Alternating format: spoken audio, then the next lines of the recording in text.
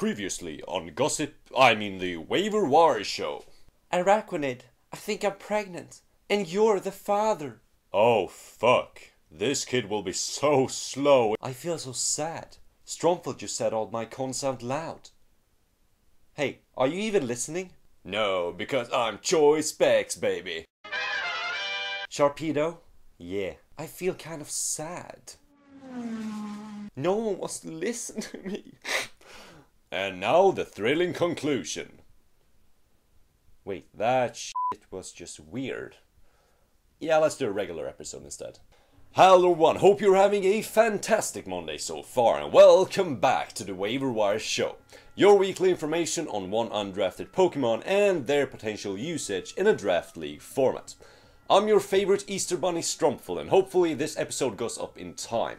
Otherwise, I'm still out hiding eggs. Hopefully you had or having a great Easter. I know I had.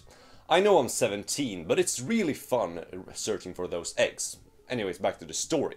My dad always hides the eggs in the most obscure places, since he thinks it's a competition whether or not us kids could find the eggs he hides. I'm still finding like 3 or 4 years old eggs that no one, even my dad who hid them, found when it was Easter at that time. It's really ridiculous. But even though my stories are top notch, it's probably not the reason why you clicked on this video. You want to see some Pokemon action. So last week we had a poll to decide which Pokemon to be featured, and it looks like the nightmare version of Kermit the Frog, Toxicroak, came out on top. So that's what we are talking about today.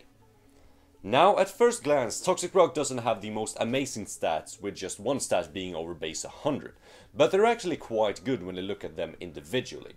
It has a decent HP stat at 83, a solid attack stat at 106, pretty bad defensive stats at 65 each, a workable special attack stat at 86, and then last but not least the speed stat, which is 85. So, to summarize, we're dealing with a pretty fast and offensive Pokemon that can hit really hard on both sides, but you know, it becomes frog soup if your opponent touches it. Now, Toxicroak is a poison and fighting type, which is a really weird combination. Offensively, it could be really effective since fighting stat is really good. Poison is not the best offensive typing, but in this scenario it does go hand in hand with fighting, since fighting attacks could punch through those steel types that wants to be immune to poison, and poison deals with fairies that wants to deal with fighting. Wow, I said deal with a lot in that sentence. So we got ourselves a nice little synergy there. Defensively, the typing is really horrible in my opinion. The only real reason that I find to use defensive poison types is just to take fairy attacks. But that's not really the best idea with Toxicroak, since you're also part fighting type and attacks becomes neutral and you have poor defenses. Fighting types is an okay defensive typing, since it could resist the oh so common dark type attacks, which is good. But the combination between poison and fighting is not something that I like. The only thing that poison gives in this scenario is a big ground weakness, which is oh so horrible. But with that all being said, let's go over some of the pros with Toxicroak. Now, one of the better things with Toxicroak is its offensive presence. It has an amazing move pool, including stab and coverage options on both the physical and the special side. It also includes semi-reliable priority options with Sucker Punch and Vacuum Wave. I don't really want to call Sucker Punch semi-reliable, to be honest.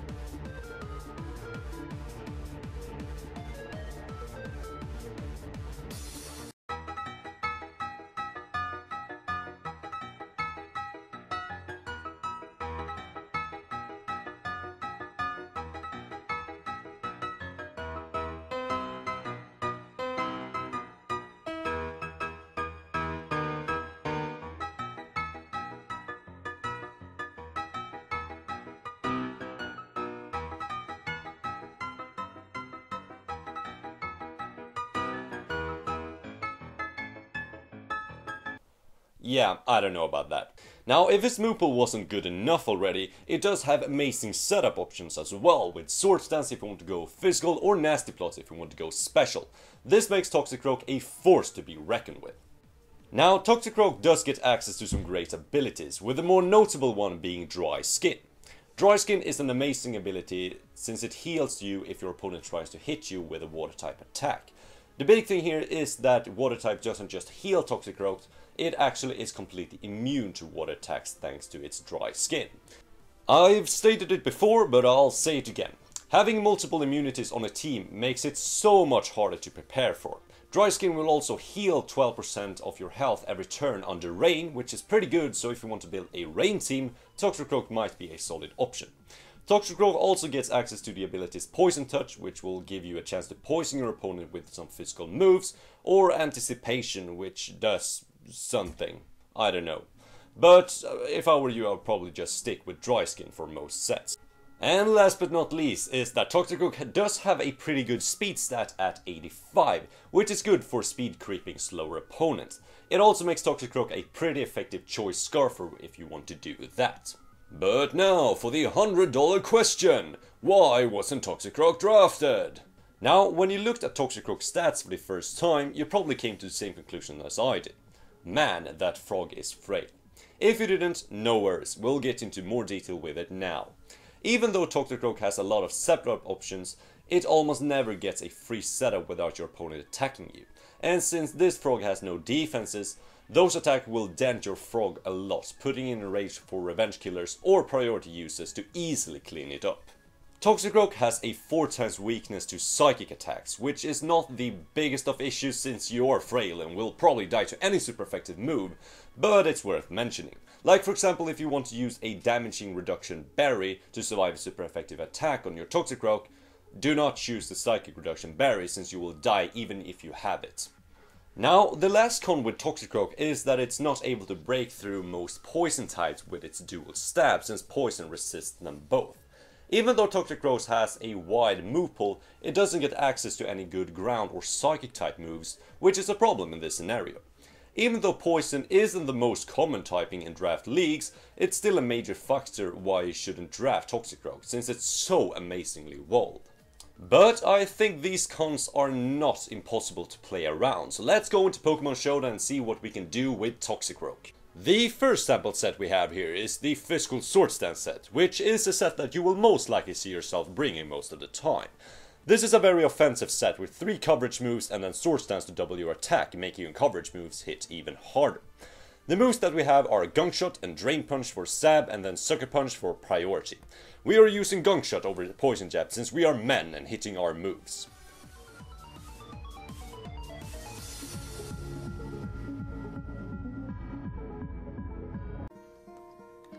Hello darkness, my old friend, I've come to talk with you again, because a vision softly creeping left its seeds while I was sleeping.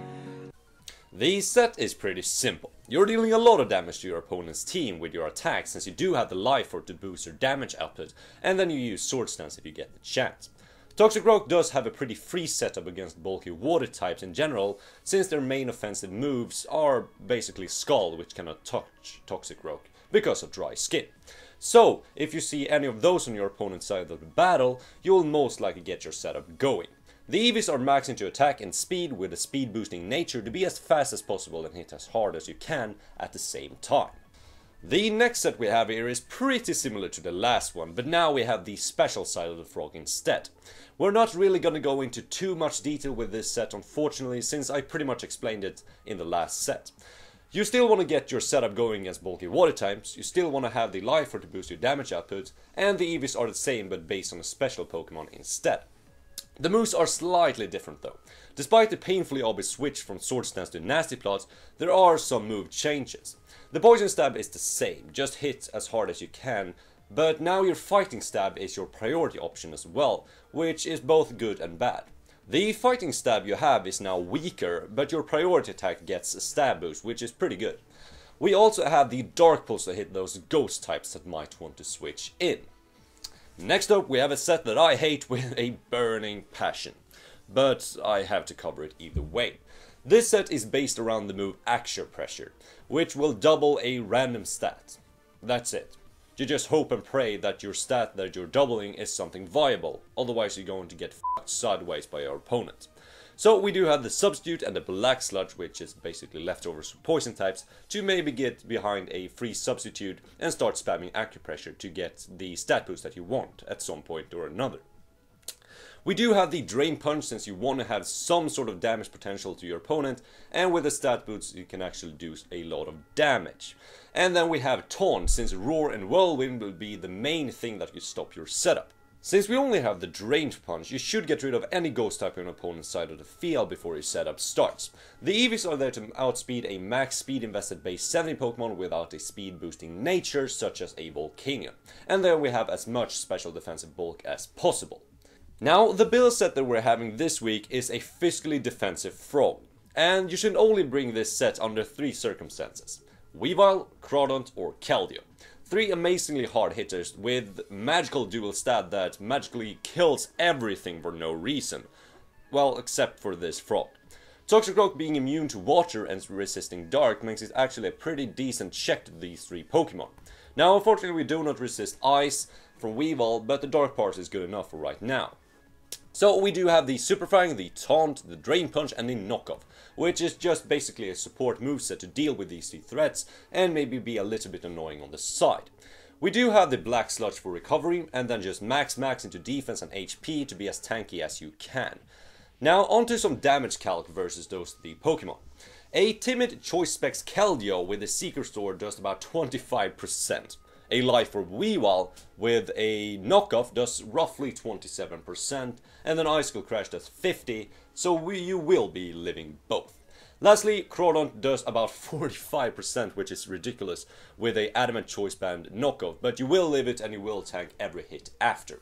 Now, build sets are of course not meant to be brought every battle, but once or twice might do some magic in this case. Don't try these at home, especially if you're underage. And that's going to do it for this edition of the Waiver Wire show. Now, if you want to be a part of the decision of next week's featured Pokemon, there's a link in the description that will guide you to a Strawpoll. The options for next week are every single Pokemon that has an Alola form that either has not been drafted or has been dropped. If you know any Pokemon that wasn't drafted and want to see it featured on the show, leave them in the comments down below. I want to give a big thank you to all of you who's giving me good support and feedback on these Waiver Wire shows. I really appreciate that. But anyways, thank you so much for tuning in. I've been your host Strompfel, and I'll see all of you at the same time next week. Goodbye.